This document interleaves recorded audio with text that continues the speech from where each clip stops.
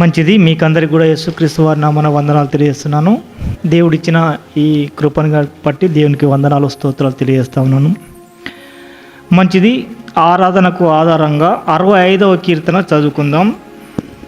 484వ page number, 65వ page కీర్తన చదువుకుందాం.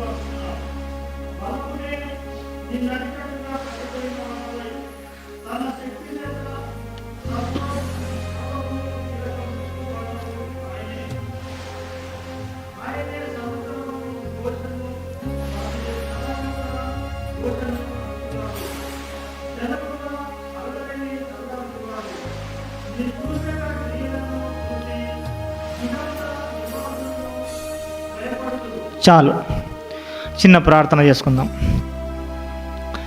పరిశుద్ధుడైన ప్రభువా, ప్రేమ కలిగిన మా తండ్రి, మహోన్నతుడా, సర్వశక్తిమంతుడా, సర్వాధికారి, మీకు వందనాలు, మీకు స్తోత్రం తండ్రి. మరి గడిచిన దినమంతనైనా మమ్మల్ని కాచి కాపాడి తండ్రి, ఈ యొక్క నూతన దినంలోనైనా మమ్మల్ని ప్రవేశింపజేసినైనా నీ సన్నిధానంలో మోకరించే గొప్ప ధన్యతనైనా మాకు ఇచ్చినందుకు దేవా నీకు వందనములు, మీకు స్తోత్రం తండ్రి. ఈ 65వ కీర్తన ప్రభువా మేము ధ్యానించుకుంటుండగా ప్రభువా మీరు మాకు సహాయం చేయమని తండ్రి, మరి నేను కాదు ప్రభువా, మరి మీరే మా మధ్య నుండి నడిపించమని యేసయ్య అతి శ్రేష్టమైన నామమున అడిగి వేడుకొనిచున్నాం మా తండ్రి, ఆమేన్.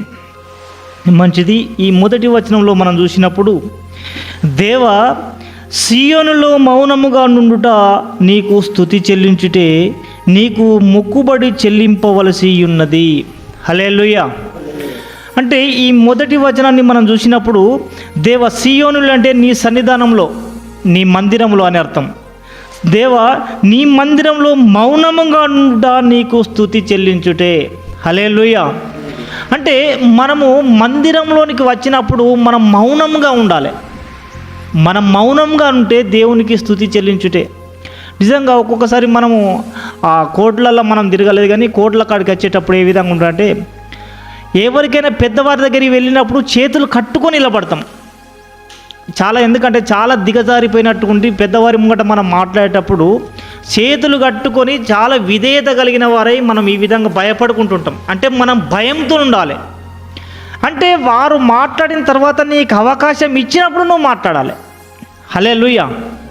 అంటే ఇక్కడ ఏముంటుందంటే, దేవా మౌనంగా నుండుట నీకు స్తుతి చెల్లించుటే నీకు మొక్కుబడి చెల్లించవలసి ఉన్నది.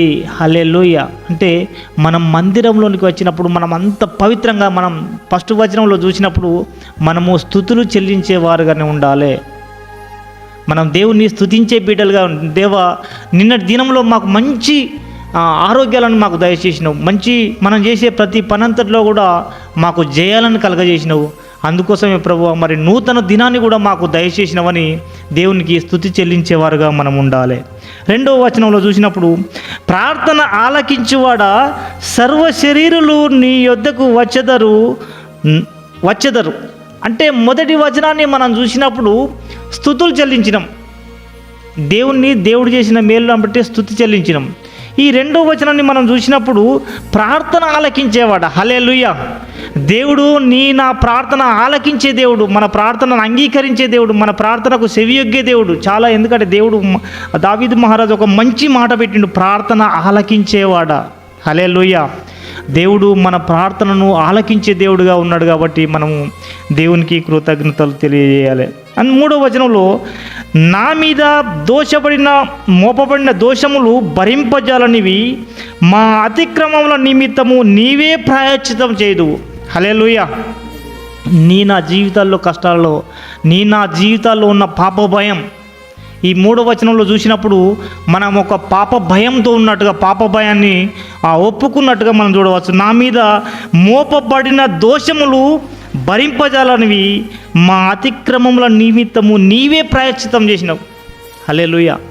దేవుడు నా పాపం కోసం, నా చెడు క్రియలు మార్చడం కోసం, నా తలంపు, నా కష్టాలను మార్చడం కోసం నీకు ప్రాయశ్చితంగా నువ్వు పొందవలసిన శిక్షను, నీకు పడవలసిన శిక్షను, నీవు పాపంలో ఉన్నప్పుడు నీకు కావాల్సిన శిక్షను అతని మీద భరించుకొని మన కోసం ప్రాయశ్చితం చేసినట్టుగా మనం చూడవచ్చు. 4వ వచనంలో మనం చూసినప్పుడు నీ ఆవరణలో నివసించినట్లు నీవు ఏర్పరచుకొని చేసుకొని వాడు ధన్యుడు. హల్లెలూయా. దేవుడు ఈ దినాన్ని చూడాలని చాలామందికి ఆలోచన ఉంటుంది, చాలామందికి కోరిక ఉంటుంది. ఒక దినంలో నేను దేవుని సన్నిధిలో గడపడం ఎంత మేలు. నిజంగా దావీదు మహారాజు అయితే ఎంత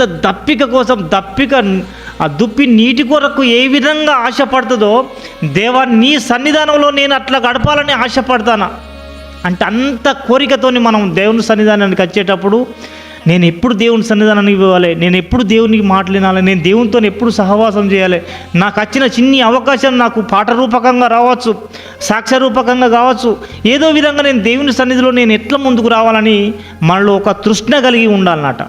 హల్లెలూయా. వచ్చినమా పోయినమా మనం ఆదివారం అయిపోయిందా అనే ఆశ కాదు. కానీ ఇక్కడ ఈ 4 వచనాల్లో చూసినప్పుడు ఏముంటే, మొదటి వచనంలో మౌనంగా ఉన్న ప్రజలు, మొదటి వచనాన్ని చూసినప్పుడు ఒక మౌనాన్ని మనం నేర్చుకోవాలి. మౌనంగా ఉంటే దేవునికి అంత స్తుతులు చెల్లించుటే. అంటే నువ్వు కూకున్న పద్ధతి ఏ విధంగా ఉండాలి, నువ్వు మాట్లాడే పద్ధతి ఏ విధంగా ఉండాలి అంటే నువ్వు కూకుండే కూర్చుండుని బట్టి కూడా దేవుణ్ణి మహిమపరచునాట, నువ్వు మాట్లాడే మాటలను బట్టి కూడా దేవుణ్ణి మహిమపరచవచ్చు. రెండోదిగా దేవుణ్ణి వెతికే బిడ్డలుగా మనం దేవుణ్ణి వెతకాలంటే నా ప్రార్థన ఆలకించువాడా సర్వశరీరుడు నీ యొద్దకు వచ్చేదా అంటే మనం దేవుణ్ణి వెతుకుడు కోసం మనం దేవుని సన్నిధానానికి మనం రావాలి. నేను దేవుణ్ణి మాట్లాడాలి, నేను దేవునితో ప్రార్థన చేయాలంటే మన రిలేషన్ ఏ విధంగా ఉండాలంటే దేవుని కోసం మనం వెనుకులాడేటోరుగా. నిజంగా మనకు వెనుకులాడ గురించి ఆలోచించినప్పుడు 90-100 గొర్రెలలోకి వెళ్ళి ఒక గొర్రె తప్పిపోయినప్పుడు ఆ 99 గొర్రెలను కూడా ఇడిసపెట్టి ఆ ఒక్కదాని కోసం ఆయన ఎంత ప్రయాసపడతాడో మన ఆలోచనలు ఏ విధంగా ఉండాలంటే దేవునితో అంత రిలేషన్ ఉన్నట్టుగా ఉండాలి. అట్లా ఉన్నప్పుడు మనం కలుగుతుంది. అదేవిధంగా పాపం చేసిన ప్రజలు 3వ విషయంలో మనం నేర్చినప్పుడు, దేవా నా మీద మోపబడిన దోషములు భరించజాలనివి. నీ దోషాలను చూసినప్పుడు నీకే అసహ్యం వస్తుంది. నీకే అబ్బా నేను గింత చెడ్డ మాటలు మాట్లాడినా, నేను గింత దుష్కార్యాలు చేసినా, నేను గింత అని మనం ఏ విధంగా అంటే మనకి ఆలోచన రావాలి. అంటే మన పాపాన్ని మనం నెమరేసుకోవాలి. నిజంగా ఈ కొత్త సంవత్సరం వెళ్ళినప్పుడు మనకు ఎంత సంతోషకరమైనటువంటి మంచి వాగ్దానాలు, నూతన సంవత్సరం అడుగుపెట్టినప్పుడు ఎంత సంతోషంగా మనం సంతోషంగా పాలుపంచుకున్నామో అదేవిధంగా నూతన జీవితంతో మనము ముందుకు అడుగు వేయాలి. అందుకోసమే నీ ఆవరణలో నివసించినట్లు నీవు ఏర్పరచుకొని చేర్చుకొని వాడు ధన్యుడు. హల్లెలూయా. ఇవాళ నువ్వేదో ఇక్కడికి రావాలంటే రాలేదు, దేవుడు ఏర్పరచుకొని చేర్చుకున్నాడు కాబట్టి మనం 50 మంది ఉండే సంఘం మనది. కానీ ఇప్పుడు మనం 20-25 మందికి వచ్చినామంటే దేవుడు ఏర్పరచుకొని చేర్చుకున్నాడు. ఇవాళ అంటే నీకు ఇక్కడికి రావడానికి, మందిరంలోనికి రావడానికి నువ్వు ఇచ్చిన తలంపులు కాదు, నువ్వు ఇక్కడికి వచ్చి నీ గడపడానికి నువ్వు ఇచ్చిన తలంపులు కాదు, కానీ ఆ దేవుడు ఏర్పరచుకున్న మనం అందరం ఏం ధన్యులం. హల్లెలూయా. మనకు దేవుడు ఏమన్నమాట, దేవా నీ సన్నిధానంలో ఒక్క దినము గడపట 1000 దినముల కంటే శ్రేష్టము, 1000 దినములతో సమానం అని చెప్పలేదు. హల్లెలూయా. అంటే ఈ దేవుని సన్నిధానంలో గడిపే ఒక్క క్షణము, ఒక్క రోజు కావచ్చు, ఆ 1000 దినముల కంటే శ్రేష్టం, ఇంకా ఎక్కువగానే దేవుడు మనకు మంచి వాక్యం ఉన్నది. అందుకోసమే ఈరోజు మనందరం కూడా ఈ చర్చిలో, ఈ సన్నిధానంలో మనం మోకరించినామంటే అది దేవుడిచ్చిన గొప్ప ధన్యతని బట్టి దేవుణ్ణి మనము స్తుతించాలి. ఇంకొకసారి ఈ 1 నుండి 5 వచనాల వరకు మనం చూసినప్పుడు 4వ వచనం 5వ వచనం కూడా చదువుతాం. మాకు రక్షణకర్తవైన దేవా, భూదిగంతము నివాసులందరికీ దూర సముద్రము మీదనున్న వారికిని ఆశ్రయమైన వాడా, నీవు నీతిని బట్టి భీకర క్రియల చేత మాకు ఉత్తరం ఇచ్చుచున్నావు. బలమునే నడికట్టుగా కట్టుకుని వాడవై తన శక్తి చేత పర్వతంలోనూ స్థిరపరచువాడు ఆయనే. అంటే ఈ 4 వచనాల్లో ఏముంటాయంటే దేవుణ్ణి వెతుకులాడే, దేవుణ్ణి సమీపించుట ఏ విధంగా అనేది ఉన్నది. ఈ 5వ వచనం నుండి 8వ వచనం వరకు చూసినప్పుడు దేవుని యొక్క భయాన్ని మనం చూస్తాం. హల్లెలూయా. మొదటి 4 వచనాల్లో మనం చూసినప్పుడు దేవుణ్ణి ఎట్లా సమీపించాలి, నేను దేవునికి దగ్గరికి ఎట్లా పోవాలి అనేది మనం నేర్చుకున్నాం. ఈ 5వ వచనం నుండి 8వ వచనం వరకు చూసినప్పుడు దేవుడు చేసిన అద్భుత కార్యాలు, దేవుడు చేసిన ఆశ్చర్యక్రియ, నిజంగా బలమునే నడికట్టుగా కట్టుకున్నవాడై తన శక్తి చేత పర్వతములను స్థిరపరచువాడు ఆయనే. పర్వతములను స్థిరపరచువాడు ఆయనే. ఖగోళ శాస్త్రాన్ని, నక్షత్రాలను స్థిరపరచువాడు ఆయనే. సూర్యచంద్ర నక్షత్రాలను చూసినప్పుడు నీవు మనిషిని జ్ఞాపకం చేసుకుంటా ఏ పాటి వాడు అనేది మంచి ఆరాధన వాక్యం మనం విన్నాం. హల్లెలూయా. అందుకోసమే నీకు ఇక్కడ ఆ దేవుడే గొప్పవాడై ఉన్నాడు. ఆయనే సముద్రం మీద ఘోషను, వాటి తరంగంలో ఘోషను అంచువాడు, జనముల అల్లరిని చల్లార్చువాడు. జనముల అల్లరిని, నువ్వు అల్లరి చేసిన వాళ్ళే మనం ఊకుండా పెడదాం, మనం సంతోష పెడదాం, మనం సైలెన్స్గా ఉందామని మనం ప్రయత్నం చేస్తాం, కానీ జనముల అల్లరిని చల్లార్చువాడు ఆయనే. హల్లెలూయా. నీతోని ఏమీ కాదు. నీ సూచక క్రియలను చూసి భూదిగంత నివాసులు భయపడుదురు. దేవుడు చేసిన అద్భుత కార్యాలను చూసి విచిత్రపోతలు, దేవుడు చేసిన అద్భుత కార్యాలను బట్టి ఆశ్చర్యపడతారు. అంటే ఈ 8వ వచనం వరకు మనం చూసినప్పుడు ఆ దేవుని భయాన్ని మనం చూస్తాం. ఇక్కడ నుండి 8వ వచనం నుండి 13 వచనాల వరకు చూసినప్పుడు అదొక విస్తారమైన సంతోషకరమైన దేవుడు మన కోసం ఏమేం చేసిండు. నిజంగా ఈ దినంలో, ఈ సంక్రాంతి పండుగ దినం చాలా సంతోషకరమైన దినం. హల్లెలూయా. ఇది మనందరికీ పండుగే. మీకు తెలుసా, సంక్రాంతి పండుగ మనందరికీ పండుగ. ఎందుకంటే ఇది కోతకాల పండుగ అంటారు. హల్లెలూయా. ఈడికెళ్ళి మనం ఒకసారి చూసుకుందాం. 9వ వచనం, నీవు భూమిని దర్శించి దాన్ని తడుపుచున్నావు, దానికి మహాదైశ్వర్యమును కలగజేసిన్నావు. దేవుని నది నీళ్లతో నిండి ఉన్నది. నీవు భూమిని అట్లు స్థిరపరిచిన తర్వాత వారికి ధాన్యము దయచేసినావు. దాని దిక్కులను విస్తారమైన నీళ్లతో తడిపి దాని గనిమలను చదును చేయుచున్నావు. వాన జల్లుల చేత దాన్ని పదును చేయుచున్నావు. అది మొలకెత్తగా నీవు దాన్ని ఆశీర్వదించి ఉన్నావు. సంవత్సరమును నీ దయా కిరీటము ధరింపజేసి ఉన్నావు. నీ జాడలు సారము వెదజల్లుచున్నవి. అవి అడవి బీడులు సారము చిలకరించుచున్నవి. కొండలు ఆనందమును నడికట్టుగా ధరించుకోచున్నవి. హల్లెలూయా. ఇవన్నీ ఏంటి అంటే మనకు సమృద్ధి. ఈ కొత్త సంవత్సరంలో మనం ఎప్పుడైతే అడుగుపెట్టినామో మంచి నూతన ఉత్సాహాన్ని నింపినాం. హల్లెలూయా.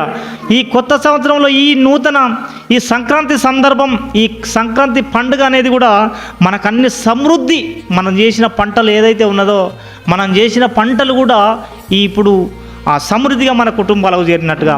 నిజంగా ఈ దావీదు మహారాజు ఈ 65వ కీర్తన రాసిన కాలాన్ని మనం చూసినప్పుడు ఈ జనవరి నెలలనే ఈ సంక్రాంతి పండుగ అంటే ఈ పండుగలు కోతకాలం అయిన తర్వాతనే ఈ పంటలన్నీ వచ్చినట్టుగానే మనం దీన్ని ఆలోచించుకొనవచ్చు.